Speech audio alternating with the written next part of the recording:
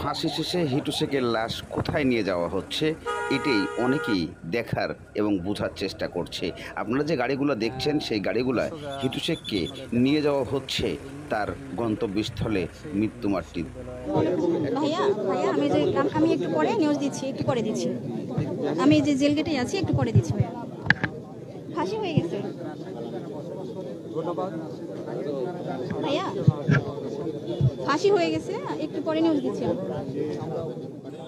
দর্শক, প্রথমেই আপনারা শিরোনাম দেখেছেন, এখন দেখবেন বিস্তারিতর প্রথম অংশেই আপনারা জানতে পেরেছেন যে হিটু শেখের সেই বর্তমানে যে গত রাত্রে তাকে ফাঁসি দেওয়া হয়েছে এমন ভিডিওর সূত্র ধরে তাকে দেখানো হয়েছে যে কোন গাড়িতে করে তাকে নিয়ে যাওয়া হচ্ছে, সেই গাড়িটিকেও এখানে দেখানো হচ্ছে। আসলে এই গাড়িতে কি হিটু শেখের লাশ আছে, এমন মন্তব্য অনেকেই প্রশ্ন তুলে ধরছেন। আপনাদেরকে পুরো জানতে এই ভিডিওটা শেষ পর্যন্ত দেখতে হবে, তাহলে আপনারা বুঝতে পারবেন আসলে এটা হিটু শেখের লাশ যাচ্ছে না কার।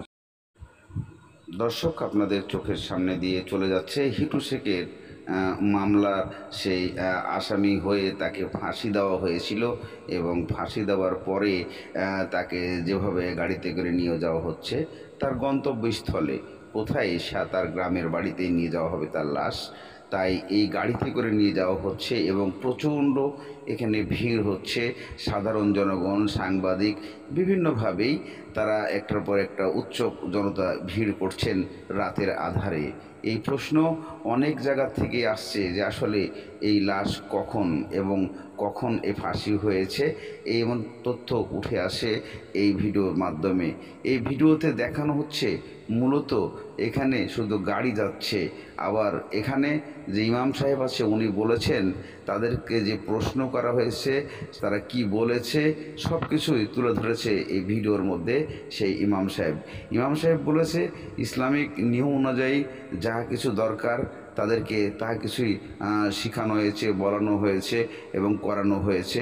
তাদের সব কিছু কার্যক্রম শেষ করেই তাদেরকে ফাঁসির মঞ্চে উঠিয়েছিলেন এবং সেখান থেকে ফাঁসি শেষে গতকালকে রাত্রে যখন তাদের ফাঁসি শেষ হয় এবং তাদের লাশ তাদের স্বজনদের কাছে পাঠানোর আগে এই লাশ পোস্টমর্টম করতে হয়। সেখান থেকে পোস্টমর্টম করার পরেই দর্শক সেই লাশটা আর কি চলে যাবে তার গ্রামের বাড়িতে। তবে অনেক দর্শক, ইতিমধ্যে আপনারা হিটু শেখের সেই এই মামলাটির হওয়ার পরে যে লাশ নিয়ে যাওয়া হচ্ছে সেটা আপনারা দেখেছেন এবং আপনারা এই ভিডিওটা পর্যাপ্ত পরিমাণ শেয়ার করবেন যেন সাধারণ জনগণ জানতে পারে, বুঝতে পারে যে এইরকম মামলা ধর্ষণ হলে এইরকম শাস্তি পেতে হবে খুব তাড়াতাড়ি। তাই আপনারা অবশ্যই ভিডিওটা শেয়ার করে দেবেন।